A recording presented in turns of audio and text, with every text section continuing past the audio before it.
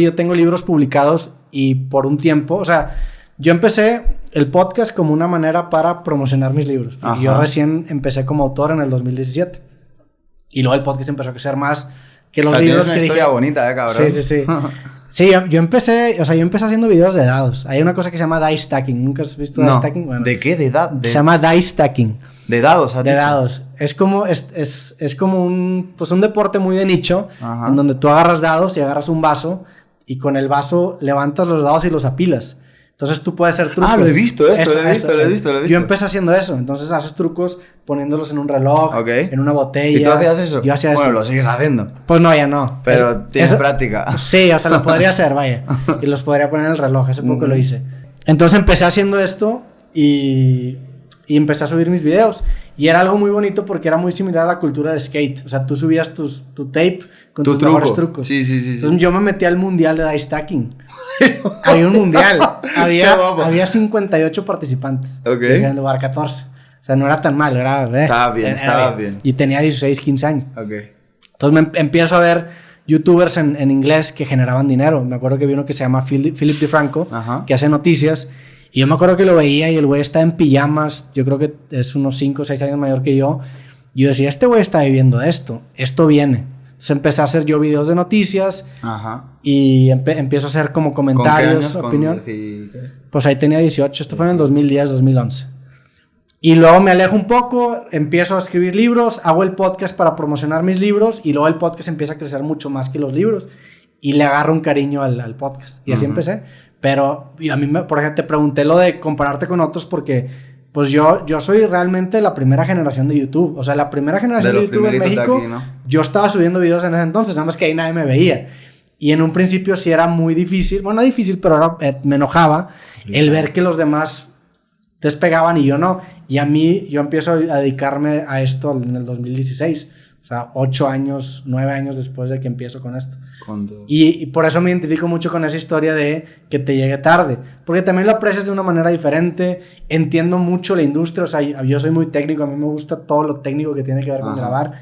Y si el día de mañana el programa vale madre, pues tengo todas estas habilidades que podría orientarlas a sacar. Para otra cosa. Que eso te da la independencia. Sí. Oye, güey, tú eres artista independiente. A lo mejor no te va bien, pero sabes cómo sacar merch. Sabes cómo distribuir canciones. Esas son habilidades que te van a blindar en un futuro, güey. Sí, y van a permitir... Exactamente. Sí. Y yo me identifico mucho con esa ideología independiente. Desde siempre. Y con lo de Amazon Music, me costó muchísimo firmar por lo mismo. Por eso también porque... Y hasta eso, la neta es que la gente se ha portado muy cabrón. Me han dado completa libertad creativa. Pero para mí también es bien difícil soltar las cosas, ¿no? El delegar. El delegar para mí fue terrible, o sea, la verdad es que... Cuesta, y cuando ves que no se entiende tanto tu idea y has perdido ese tiempo esperando... Y ves un clip y dices, al final en tu caso... lo hago yo y ya está. Hoy duermo menos, ¿sabes? Sí. Pero bueno, también es bonito, ¿sabes? Claro. Es bonito. Sí, y hace que lo que sea que hagas tenga mucho más sustancia, ¿no? Sí. Más personalidad. Porque vivimos en una era de plantillas. Hay muchas plantillas para hacer todo. Yo en mi etapa en Sony delegué mucho. Sí. Y lo noté. Sobre todo en mi primer disco delegué muchísimo. Y se perdió mi identidad. Sí. Era como... No, yo siempre me preocupo del guión. Casi todos los guiones que tengo en mi carrera, de los vídeos y todo lo he hecho yo. Y ahí como que empecé a delegar en plan... Vale, voy a decir a ellos que hagan un guión. Y llegaba el guión y era como... Me gusta, pero bueno, vamos a probarlo, venga, vamos a grabar. No he elegido yo el director, pero bueno, vamos. Y de repente llegaba el resultado y era como, mierda, no, Sony, habéis perdido un montón de dinero, hay que empezar una vez de cero, ¿sabes? Pero en el segundo disco ya, o sea, a mí me duró un disco, eso. En el segundo, hasta dentro de Sony, llevaba yo todo el proyecto. En mi disco de La Isla, que es mi disco favorito, ya volví a llevar yo toda la dirección de todo, ¿sabes? Y volvió a ser como lo que era yo antes. Pero también en este momento ya tienes esa experiencia y eso vale un chingo. Sí. Porque si no lo hubieras hecho de esa manera, tendrías en tu cabeza atrás la espinita de que... Exacto. Y también como que he aprendido a delegar un poco. O sea, hay que saber delegar. Sí. Si aprendes a delegar y hay que hablar mucho las cosas, explicar mucho las cosas... hablar mucho con la gente a la que vas a delegar, que te conozcan mucho, que conozcan tus puntos de vista de todo, tus criterios. Yo creo que eso te ahorra mucho trabajo de decirles que no cuando te entregan algo, ¿sabes? Es como mejor dedicarle un poco de tiempo y te llegan mejores resultados.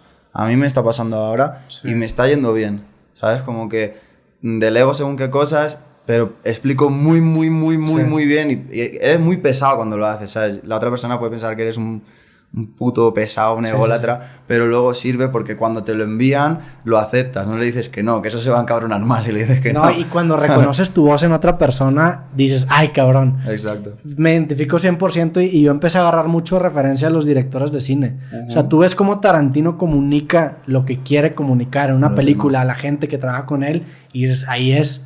Y también es importante encontrar un equipo que trabaje para tu proyecto. Y idealmente solamente, ¿no? Porque también... Es lo suyo. Ajá. Es lo suyo. Como independiente, por ejemplo, lo puedes hacer, que ese es un problema que tenía en la otra empresa, que es que tienes a gente trabajando que son muy buenos, pero están en 6 proyectos a la vez. Esa persona llega un momento que no da para más, ¿sabes? Y yo casi todo lo que tengo trabajando para mí es solo en mi proyecto y lo dejo un poco claro antes de empezar a trabajar conmigo, como...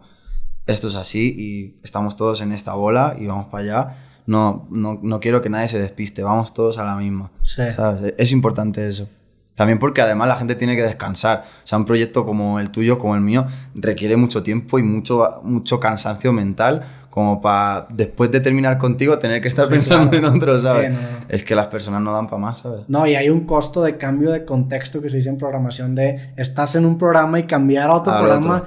Es borrar todo tu RAM que tenías en eso y eso es agotamiento. Es muy agotador, es muy agotador. Sí, también empieza a apostarle más a gente que tiene mucho potencial y que no necesariamente es muy virtuoso técnicamente hablando. Porque, por ejemplo, en el podcast o en el blog hay ciertos cortes que a lo mejor no son muy adecuados a lo que una persona debe haber aprendido en la escuela. Entonces, en lugar de apostarle a una persona que tenga muchas credenciales, le apuestas más a una persona que realmente se entiende con el proyecto. Exacto. ¿No? Sí, 100% con eso también, la verdad.